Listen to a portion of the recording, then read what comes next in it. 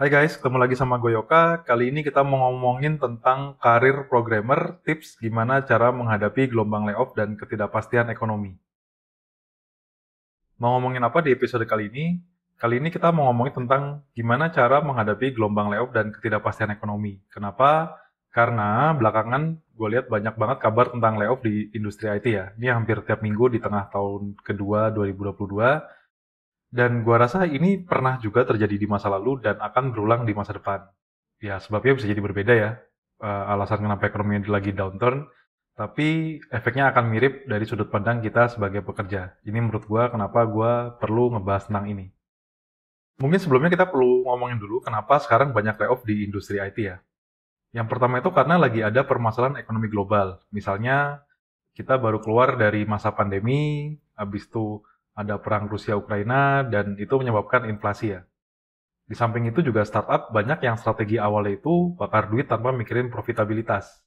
Nah, sehubungan dengan yang situasi yang pertama tadi, itu bikin suasananya itu jadi nggak menentu, suasana ekonominya. Dan itu bikin investor dia mikir-mikir lagi mau nyalurin duitnya itu kemana ya. Dan dari sini investor itu banyak yang berpikir kayak, kayaknya gue nggak mau lagi nih nyalurin duit ke startup yang cuman bakar duit aja. Dan akibatnya, karena investor nggak mau masukin lagi, startup itu banyak yang mulai kehabisan duit. Akhirnya layoff dan tutup bisnisnya, terpaksa ya. Jadi ini kayak penyebabnya itu beruntun sebenarnya. Terus, apa sih yang bisa kita lakukan buat menghadapi ketidakpastian ekonomi ini ya? Yang pertama itu menurut gua, kita harus terima fakta kalau kerjaan kita itu nggak aman. Jadi kalau pas lagi masa ekonomi kayak gini, menurut gua tidak akan ada satu pekerjaan dan perusahaan yang akan benar-benar aman sebenarnya. Dan perlu dicatat juga, sebenarnya buat siklus ekonomi yang berbeda itu perlu pola pikir yang berbeda juga. Jadi kalau misalnya di masa ekonomi downturn kayak gini atau masa susah kayak gini ya, menurut gua tujuan utama itu untuk bertahan ya, bukan buat naik karir. Jadi gimana caranya kita bisa bertahan biar nggak dipecat atau bisa tetap berkarya sebagai programmer. Kalaupun bisa naik karirnya ya itu lebih ke bonus saja sih. Juga kayak gini artinya kita harus bersikap lebih konservatif tentang pindah-pindah perusahaan nih. Jadi nggak gampang lah pindah-pindah perusahaan di masa kayak gini harus hati-hati ya. Terus karena dua hal di atas, kita juga harus lebih logo nih tentang promosi dan kenaikan gaji. Yes, programmer itu hot item, tapi empati itu perlu ya, terutama ke perusahaan itu kita juga perlu berempati juga gitu. Jadi jangan minta naik-naik gaji terus gitu misalnya, walaupun perusahaan itu lagi susah atau lagi nggak pasti nih. Karena coba deh pikirin jernih-jernih ya, pikiran yang tenang, lebih mending mana kita naik gaji tapi ada layoff gitu, atau lebih mending naik gajinya itu nggak sekencang dulu, cuman perusahaan itu tetap bisa bertahan. Itu yang pertama ya tipsnya. Yang kedua, tipsnya itu adalah kalau bisa kita harus dandan di platform jejaring yang profesional ya. Karena suka atau nggak suka, sebenarnya LinkedIn atau website yang serupa ini bisa jadi salah satu tempat yang ngasih kita akses ke calon kerjaan yang baru. Karena kalau pernah dengar istilah, if a tree falls in the forest and no one is around to hear it, does it make a sound? Jadi kayak kalau kita oke nih, kita oke banget, tapi nggak ada orang lain yang bisa ngelihat kita gitu. Itu bisa jadi kayak percuma aja gitu, kayak kita sebenarnya nggak eksis aja gitu. Atau kita bisa eksis, cuman ya jalur kita akan itu-itu aja gitu. Nggak akan selebar kalau kita ngebuka diri kita ke publik. Dan buat hal ini, saran gue adalah gimana caranya kita bisa mengupdate dengan pencapaian kita yang paling terbaru dan paling signifikan, yang paling impactful ya. Buat video tentang tips detail gimana bagusin LinkedIn bisa dilihat di deskripsi ya, promosi. Oke, yang ketiga. Yang ketiga itu menurut gua, buat menghadapi masa-masa kayak gini kita harus selalu siap buat interview kapanpun. Nah, buat interview ini sebenarnya, buat programmer itu biasanya akan berkutat di 4 hal ya. Yang pertama itu di algoritma dan data struktur, habis itu ada sistem desain, habis itu ada pengetahuan tentang platform kita, misalnya kalian di front end ya, biasanya ditanyakan front end, back end, mobile, infra, atau software engineer test ya. Habis itu ada juga yang namanya culture fit. Nah, biasanya 4 ini yang akan selalu dites, jadi tolong dipastiin bahwa kita siap dan udah ngulang-ngulang 4 hal ini gitu. Kalau gua sarannya buat ngelatih ini nomor 1 sampai 3 ya terutama ya, minimal 2 hari sekali. Kenapa? Karena biar jadi kebiasaan dan nggak gugup waktu interviewnya. Yang kedua, sebenarnya di luar buat interview ya, ini tuh juga bakal kita pakai di kegiatan kita sehari-hari sebenarnya. Kayak algoritma dan data struktur ini juga akan dipakai. Misalnya kalian berhubungan sama sistem transportasi gitu, itu juga akan pakai kan. Gimana caranya kalau mau searching algoritma atau sejenisnya ya, atau sistem desain. Misalnya kalian mau bikin service, itu karakteristiknya kayak gimana sih, yang dibutuhin apa, apakah kita akan terima trafficnya banyak atau enggak gitu. Dan pengetahuan platform itu juga akan dipakai sehari-hari itu. Misalnya kita belajar tentang monorepo, kita belajar tentang micro front end atau microservice, itu akan bakal kepake juga sebenarnya. Dan sebagai bonus, kalau kita juga nyiapin yang 1 sampai 3 ini, dan 4 ya, itu kita juga bisa sekalian nyiapin buat ke Big Bro, kayak masuk ke Google atau Microsoft atau manapun lah, yang kita anggap itu gede gitu, perusahaan-perusahaan gede ya. Mungkin nggak sekarang, tapi bisa jadi nanti di masa depan atau setelah kondisi ekonomi ini membaik ya, nggak ada yang tahu kan. Nah, buat kalian yang mau pindah perusahaan, berhubung tadi kita ngomongin interview ya, menurut gue itu ada beberapa hal yang perlu kita tanyain nih pas interview, biar dapat jawaban yang jelas. Yang pertama, gimana rencana perusahaan buat ngadapin kondisi ekonomi yang sulit kayak gini nih? Ada nggak sih? Mereka mau ngapain sih strateginya gitu? Terus, runway perusahaan itu seberapa panjang? Runway ini, buat yang belum tahu ya, itu adalah berapa lama keuangan perusahaan itu bisa bertahan. Biasanya itu, kalau mau yang bagus ya, ya mungkin hitungannya 2 tahun ke atas gitu. Biar kita juga di sana lebih tenang. Kalau bisa 3 tahun ya 3 tahun. Dan baiknya, ini kalau mau pindah, itu ke tempat yang emang baru dapat funding. Di bawah 1 tahun ya. Kalau mau ngecek ini, tipsnya itu adalah coba buka crunchbase.com. Ini website yang Crunchbase ini, dia akan ngasih tahu kita profil dari perusahaan itu. Misalnya dia udah nerima funding itu berapa juta dolar atau sejenisnya ya. Atau ada website yang sejenis juga, kalau emang ada bisa taruh di komentar ya. Menurut gua, 2 hal di atas ini perlu kita tahu. Kenapa? Karena jangan sampai kita pindah perusahaan, terus tahu-tahu mereka 6 bulan kemudian layoff, atau mereka ada kesulitan keuangan dan kita tidak diperpanjang probation periodnya ya. Jadi kayak nggak nyampe 3 bulan, terus sudah selesai gitu aja. Itu kan jadi zonk juga ya. Jadi tolong dipastiin bener nih, kalau emang mau pindah perusahaan, entah karena layoff atau karena emang kita mau pindah aja, itu dicek dulu yang 2 hal di atas ini ya.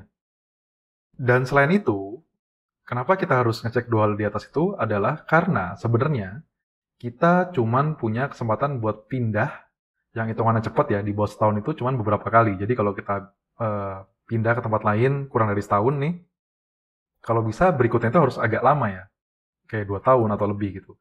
Kenapa? Karena biasanya itu kan berpengaruh ke CV kita bagus apa enggak kayak gitu. Jadi karena kita cuman punya kesempatan terbatas ya buat pindah cepat, ini kalau bisa sekali pindah ya udah seret agak lama gitu, 1 tahun atau lebih lah. Kalau bisa disaranin 2 tahun.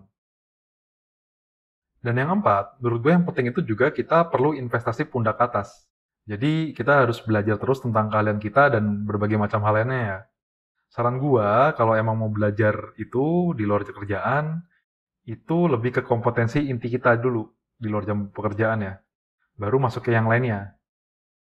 Nah, bahkan sebenarnya ya, tips yang sebelumnya tadi, yang buat persiapan interview itu adalah salah satu subset dari tips ini. Jadi sebenarnya bagian dari tips ini juga gitu.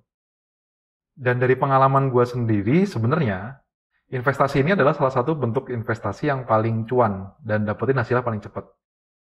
Mungkin ini ya salah satu data poinnya ya. Dulu, gue waktu pertama kali belajar sistem desain itu, buat arsitektur dan lain-lain ya, itu ngeluarin duit tuh nggak nyampe 5 juta. Kurang lebih 5 juta lah maksimal ya. Tapi kenaikan gue gaji per bulan itu jauh lebih gede daripada itu gitu. Ini salah satu data poinnya aja ya. Atau zaman dulu juga waktu gue masih zamannya junior atau mid gitu, itu gue rajin beli buku, bukunya ya harganya nggak seberapa gitu ya, tapi naik gajinya juga lebih gede daripada itu gitu. Jadi menurut gue ini salah satu hal yang kita bisa lakuin biar kita bisa ngatasin economic downturn ini. Karena kalau kita kompeten ya, pindah-pindah insya Allah gampang aja ya. Yang kelima itu adalah, kita perlu nyiapin dana darurat dan sumber duit lainnya.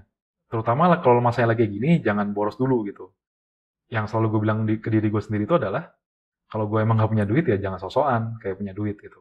Itu gue selalu bilang itu ke diri gue sendiri ya. Jadi kalau emang kita belum kuat beli mobil atau cuman duitnya pas-pasan gitu, ya udah nggak usah beli dulu gitu. Kalau kita sekarang kotanya ngontrak, ya udah ngontrak dulu aja, nggak usah maksain buat beli rumah. Karena ini masanya itu lagi susah ya gitu. Buat rule of thumb-nya atau yang biasa dilakuin ya, disaranin itu adalah kita perlu nyiapin cadangan dana itu buat 6 bulan sampai 1 tahun kebutuhan hidup. Kenapa segini? Karena biar kalau ada sesuatu, misalnya kita amit-amit ya gitu, kena layoff atau sejenisnya, kita bisa ngelakuin sesuatu dulu nih. Kita ada cadangan buat 6 bulan sampai 1 tahun hidup gitu. Dan kalau emang kita masih punya waktu dan duit di luar semua hal yang sebelumnya dibilang tadi, contoh kayak persiapan interview, belajar, dana darurat, ini ya mungkin kita bisa mulai cari sumber penghasilan yang lainnya ya, biar lebih stabil. Karena kalau kita punya penghasilan lainnya gitu, itu juga lebih enak kan. Tidak terlalu tergantung ke penghasilan utamanya sebenarnya. Yang keenam, itu adalah fokus ke yang bisa kita kendalin aja. Iya, keadaannya susah. Iya, keadaannya nggak pasti. Tapi cuman ada sekian banyak hal yang bisa kita kendaliin di sini. Dan lebih banyak yang nggak bisanya sebenarnya. Jadi kita fokus aja di impact kita di kerjaan ya. Karena salah satu yang bisa dikendalikan itu ya ini gitu. Nah, buat video lebih detail tentang ini ada di deskripsi ya, bisa dilihat-lihat ya. Habis itu juga kita perlu bikin game plan yang umum. Bayangin alternatif skenario itu gimana, misalnya kalau lancar kayak gimana kita, kalau misalnya kita emang harus kena layoff tuh kayak gimana. Habis itu ya udah, habis kita punya game plan umumnya gitu, ya udah nggak usah dibawa stres gitu. Kalau emang nanti kejadian beneran ya udah, kita urusinnya nanti gitu. Dan yang paling penting itu adalah kasihan juga sebenarnya orang-orang terdekat kita kalau kita itu stres, pasti akan kelihatan dan akan berdampak ke mereka ya. Jadi fokus aja yang bisa kita kendaliin, fokus sana, udah selain itu udah ya. Nggak usah dipikirin lagi itu. Kalau kejadian ya udah kejadian nanti gitu. Yang ketujuh, ini buat kalian yang religius ya. Ini buat yang enggak boleh ngelewatin terserah, tapi gua rasa gua harus menyampaikan ini. Menurut gue tuh ya udah berdoa dan beribadah yang baik aja gitu. Karena tujuan manusia itu buat ini ya, beribadah dan berdoa ya sebenarnya. Dan harus tahu juga sebenarnya hidup itu pada dasar itu adalah ujian. Kita akan diuji sebenarnya. Seberapa kuat kita saat menghadapi keadaan itu yang sulit ya. Dan gimana kita ngerespon sesuatu ketika ujian tadi itu diberikan itu. Jadi ya udah ini ujian, masalah susah gitu. Hadapin aja, tenang aja gitu. Dan gue juga yakin sebenarnya itu rezeki itu udah ada yang ngatur dan gak akan pernah ketuker. Mau kita dapatnya 100 juta ya itu rezeki kita gitu. Kalau orang lain lebih gede daripada kita, ya itu rezekinya mereka. Itu bukan rezeki kita yang ada di mereka. Mereka nggak akan ngambil rezeki kita. Ya. Tugas kita itu cuma berusaha semaksimal mungkin aja buat jemput rezeki kita. Dan gue yakin kalau misalnya udah saatnya mati, ya pasti mati aja gitu. Misalnya nih, worst case-nya apa sih? Worst case-nya adalah kita di layoff, habis itu kita nggak bisa makan, terus habis itu tahu-tahu kita qadarullah gitu, takdirnya itu meninggal gitu. Ya udah, itu emang udah habis rezeki kita dan itu nggak akan bisa dihindarin sebenarnya. Jadi buat apa dipusingin gitu? Udah, jalin aja dan berpikir positif aja. Karena itu yang akan bisa bikin kita ngelewatin masa-masa yang kayak gini. Nah, tadi udah gue kasih 7 tips buat ngadepin masa sulit kayak gini ya. Mungkin sekarang bisa dipikirkan ya. Yang pertama itu kayak gimana persiapan kamu buat masa ekonomi susah ini? Udah adakah buat persiapannya ya? Yang kedua, seberapa siap sih sebenarnya kamu buat interview? Udah rutin belum nih latihan interviewnya? Kalau belum, gimana nih langkah selanjutnya biar kamu siap? Yang ketiga, tadi kan sempat dibilang juga kalau kita sebaiknya mengupdate CV atau resume online kita kan. Nah, kamu udah update belum nih CV sama resume online-nya atau LinkedIn-nya ya? Kalau belum, kapan nih mau nge-update pakai yang terbaru? Oke, gitu aja guys dari gua. Tips singkat buat menghadapi ketidakpastian ekonomi ini. Semoga bisa berguna ya. Kalau misalnya suka, bisa like. Kalau misalnya ngerasa ini berguna, bisa tolong kasih tau ke yang lain juga. Semoga ini bisa ngebantu gimana kita biar bisa lebih tenang ya di masa yang nggak pasti ini. Sampai ketemu di episode berikutnya. Bye.